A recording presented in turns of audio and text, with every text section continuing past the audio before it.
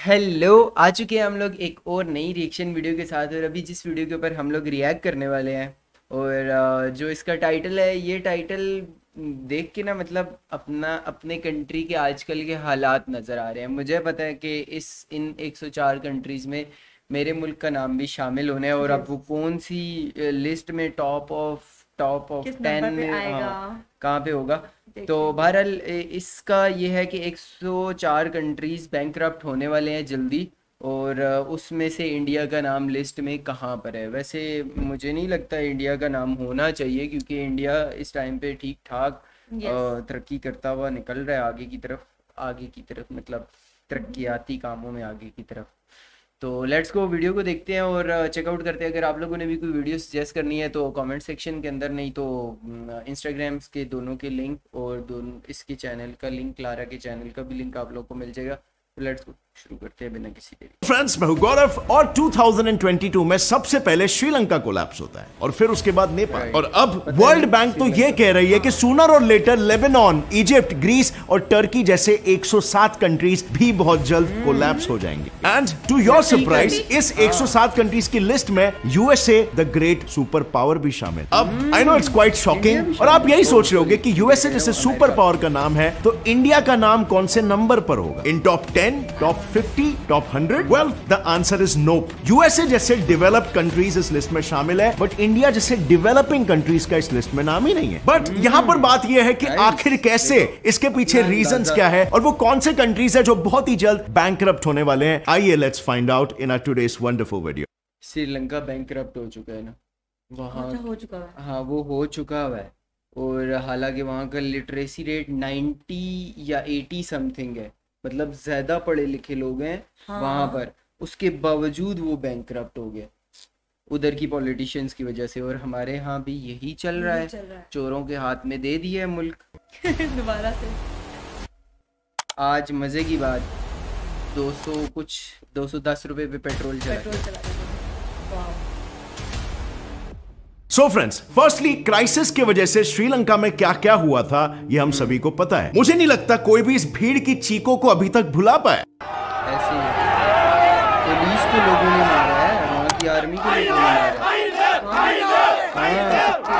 और ना ही कोई इस बात को भूलेगा कि क्राइसिस की वजह से लंका ना सिर्फ एक बार फिर से जली थी एंड एट लास्ट वो डूब गई। बट आपको क्या लगता है श्रीलंका एक ऐसा देश है जो इस साल ये सब सह रहा है? वेल, बिल्कुल भी नहीं। Egypt, Tunisia, Lebanon, Argentina, El Salvador, Peru, Ghana, Kenya, Ethiopia, South Africa जैसे 107 कंट्रीज बिल्कुल श्रीलंका की तरह इस लिस्ट में शामिल है। और अगर आपको मेरी बातों पर थोड़ा सा भी डाउट हो रहा है ना, तो आप खुद लैटिन अमेरिकन कंट्री पेरू में फूड एंड फ्यूल क्राइसिस की प्रोटेस्ट की वजह से जल रही इस आग को देख लो, या वहां पर प्रोटेस्टर्स की पुलिस के साथ हो रही ये लड़ाइयां को देख लो। अर्जेंटीना में food, fuel and financial crisis की वजह से लार्ज स्केल पर लोग सड़कों पर उतर आए हैं। और साउथ अफ्रीका का बढ़ता डेट ग्राफ और 30 सालों में पहली बार केनिया में जीडीपी ग्रोथ का नेगेटिव आना, ये सब क्या इंसिनुएट कर रहा है? करेक्ट। अनफॉर्चुनेटली बहुत सारी कंट्रियां सूनर और लेटर बैंकरप्सी के मार्ग पर चल रही है। और वर्ल्ड बैंक और यूएन द्वारा किया हुआ ये प्रेडिक्शन का क्या कि आधे से ज्यादा वर्ल्ड क्राइसिस की वजह से डूब जाएगा। But friends, now I am very sure कि यू आर वेरी क्यूरियस कि आखिर इतने सारे क्राइसिस अचानक से इतने सारे देशों में कहां से आ गए? कैसे ये सारी कंट्रियां एकदम से आउट ऑफ द ब्लू डूबने की कगार पर आ गई हैं? सो फ्रेंड्स, बात ये है ना कि ये सारे मेजर इश्यूज पूरे वर्ल्ड में 4 मेन कारणों की वजह से हो रहे हैं। पहला कारण, फूड क्राइसिस। वर्ल्ड में फूड क्राइसिस इतना सीवियर हो गया है कि इजिप्ट के पास सिर्फ 2 महीने के ही व्हीट सप्लाईज बाकी है। इराक में तो व्हीट प्राइसेस 35% से बढ़ चुके हैं। वीट का एक मसला भी है ना। हाँ, वीट सारी की सारी जो है वो ज़्यादा वीट आती है क्या नाम है यार, रशिया और यूक्रेन की जंग चल रही है। और वहाँ से वीट निकालने के लिए अब अमेरिका ने पाबंदियाँ लगा दी। वहां से कोई बाई नहीं कर सकता, उनकी वीडियो उनकी कंट्री में ही रहेगी सारी की सारी। और उसके प्रोटेस्ट में लोग रास्ते पर उतर आ गए। लेकिन ऐसे प्रोटेस्ट सिर्फ इराक में ही नहीं है, बल्कि Spain, Somalia, Albania, Yemen, Turkey और लेबनान जैसे वर्ल्ड के डिसेंट इकोनॉमीज में भी चल रहा है। और इन दुनिया भर में चल रहे प्रोटेस्ट को कोई और नहीं बल्कि रशिया और यूक्रेन का क्राइसिस चला रहा है। और वो कैसे? यूक्रेन जिसे दुनिया यूरोप का व्हीट बास्केट कहती है, plus Russia being one of the major wheat exporters, ये दोनों आज वॉर की वजह से एक्सपोर्ट एक्सपोर्ट बंद कर चुके हैं। बट अफ्रीकन और मिडिल ईस्टर्न कंट्रीज जो मोस्टली इन्हीं कंट्रीज पर फूड के लिए डिपेंडेंट रहते हैं, वो आज क्या कर पा रहे हैं? अगर उन तक खाना टाइम तक नहीं पहुंच पाएगा तो वहां पर प्राइसेस राइज होने लग जाएंगे और फूड जैसी बेसिक कमोडिटी का प्राइस राइज हो जाएगा, मतलब इंटरनल कॉन्फ्लिक्ट शुरू हो जाएंगे। लेकिन आज की तारीख में दुनिया को सिर्फ फूड क्राइसिस ने ही नहीं घेर के रखा, बल्कि मोस्ट ऑफ द कंट्रीज में आज फ्यूल के प्राइसेस आसमान छू रहे हैं, ड्यू टू व्हिच वर्ल्ड की मेजॉरिटी कंट्रीज इससे सफर कर रही है, जिसका नतीजा इन्फ्लेशन बढ़ना, देश की इकोनॉमिक ग्रोथ में कमी आना, गुड्स के प्राइसेस और ट्रांसपोर्टेशन चार्जेस बढ़ना, व्हिच लीड्स टू स्टॉक्स में अप्स एंड डाउन्स बढ़ना। और क्राइसिस के समय से वही लोग और उनकी फैमिली सर्वाइव कर पाते हैं जिन्होंने अच्छी सेविंग्स कर रखी हो। बढ़ते हैं हमारे क्राइसिस नंबर 2 की ओर, जो है फ्यूल क्राइसिस। फ्यूल प्राइसेस इतने हाई हो गए हैं कि पेरू में इन प्राइसेस के अगेंस्ट प्रोटेस्ट करने वाले लोगों ने अपनी जान तक गंवा दी है। और कजाकिस्तान की बात करूं तो हजारों लोग इन हाई फ्यूल प्राइसेस के विरोध में रास्ते पर उतर आ गए हैं। एंड माइंड यू, ये टेंशन सिर्फ डेवलपिंग कंट्रीज ही फेस नहीं कर रहे, बल्कि डेवलप्ड कंट्रीज लाइक यूरोप ये भी फेस कर रहे हैं। स्पेन, फ्रांस, जर्मनी में लोगों ने इन राइजिंग फ्यूल प्राइसेस के चलते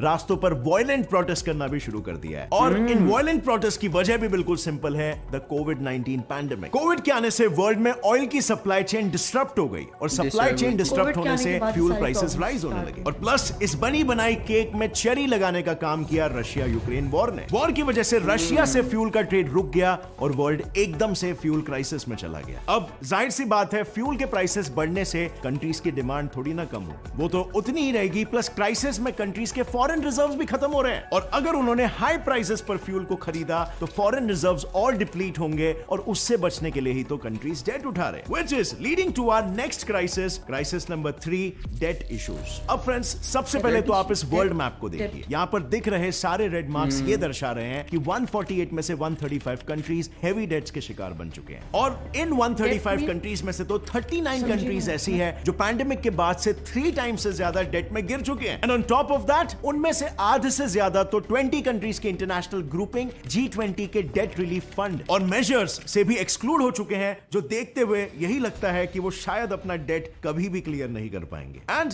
इनफैक्ट यही सेम स्टेटमेंट वर्ल्ड बैंक का भी है। उन्होंने कहा, these countries will not be able to pay their debts in the coming months. Like up to ये वो है ना, चेक कर लो क्या ये वो है, मेरा ख्याल है लोन है मेरे ख्याल से, जो वर्ल्ड बैंक से ले DEBT मीनिंग तुम चेक कर लोन ही होगा हिस्सा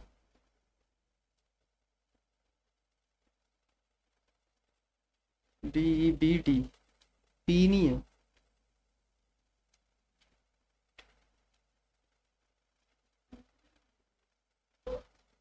कर्ज, मैंने कहा था कर्ज दिया। चल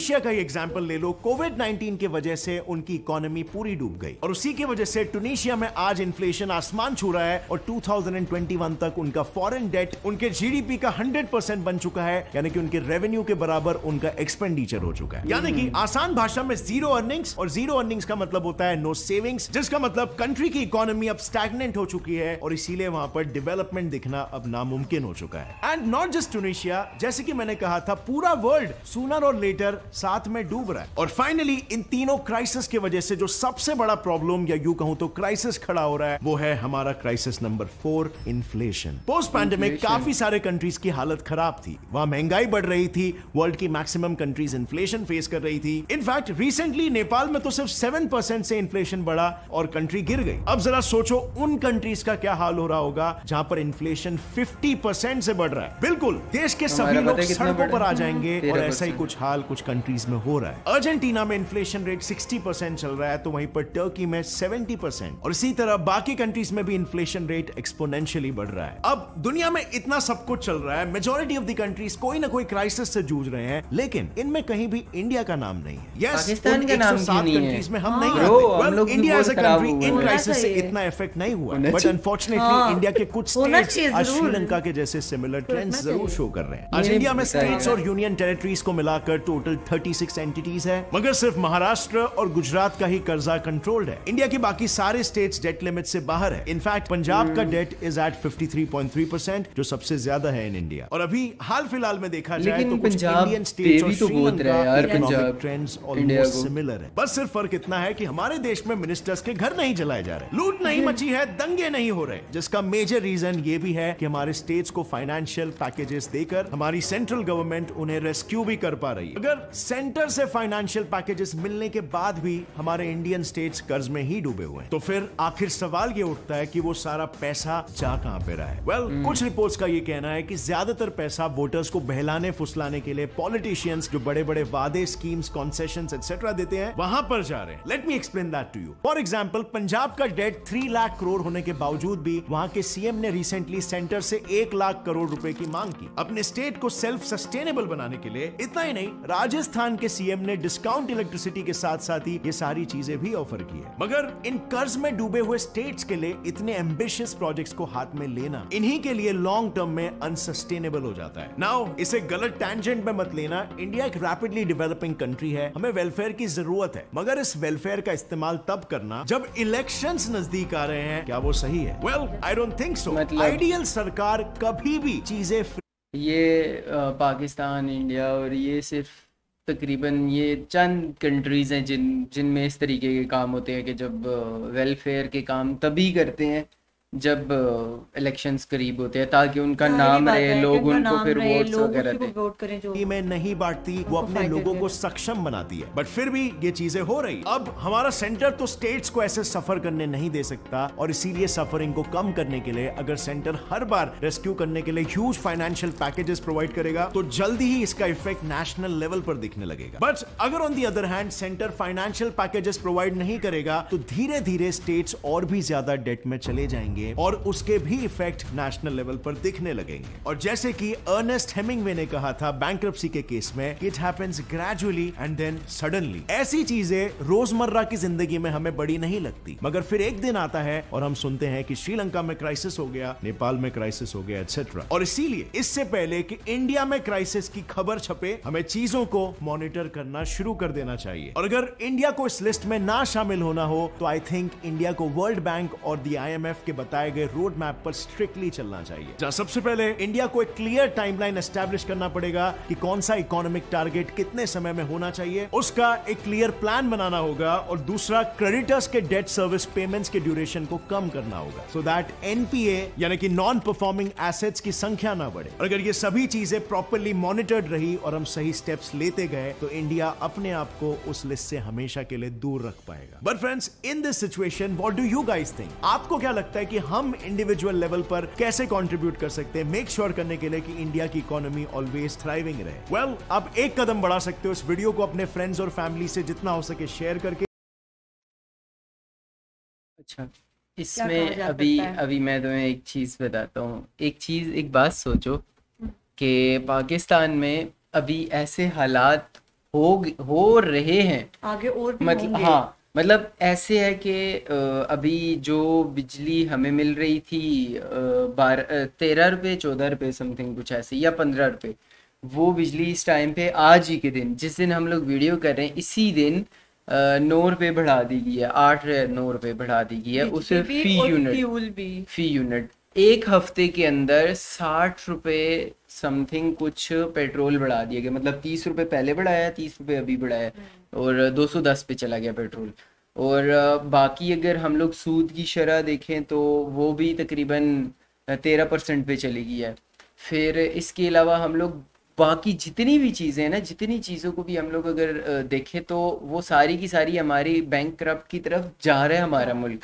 लेकिन इंडिया इस टाइम पे जा भी नहीं रहा, बिल्कुल सही स्टेबल चल रहा है, लेकिन वहाँ के लोगों में शऊर पैदा किया जा रहा है कि यार हम लोग इस चीज़ के लिए पहले से तैयारी रखें, ताकि हम लोग ऐसे काम करें क्योंकि हर चीज़ पे प्लानिंग जरूरी होती है। लेकिन हमारे मुल्क में किस वजह से हो रहा है वो यही हुआ कि यार गवर्नमेंट जो चेंज गवर्नमेंट की चेंज गई है, की है। गवर्नमेंट नहीं तो जो पहले गवर्नमेंट चल रही थी वो स्टेबल थी, वो सारी की सारी नहीं, चीजें जब इसी इमरान में, खान आया तो स्टार्टिंग में इस तरह ही हुआ था कि हर चीज महंगी हो गई थी। हर चीज महंगी, हाँ, इतनी महंगी, लेकिन इतनी महंगी लेकिन नहीं अब हुई जितनी थी। महंगी हुई थी उससे और ऊपर महंगी उन्होंने करनी है ना, उससे कम तो नहीं कर सकते। लेकिन चलो लेकिन ये लेकिन पॉलिटिकल स्टेबल व्यू मैंने रख दे सकते थे, थोड़ी हाँ सी। लेकिन स्टेबल रख सकते थे वो इसी इसी बजट के ऊपर, या इतनी सब्सिडीज और इन्हीं सारी चीज़ों के ऊपर। बहरहाल ये बैंकरप्ट से बचाने के लिए शायद इस तरीके के स्टेप लिए जा रहे हैं। खैर वीडियो काफ़ी इंटरेस्टिंग थी और बेहतर है यार, पाकिस्तान का फ़िलहाल इसने नाम नहीं लिया, मुझे तो हैरत हुई है। फिर लिया क्यों नहीं? और या ये पाकिस्तान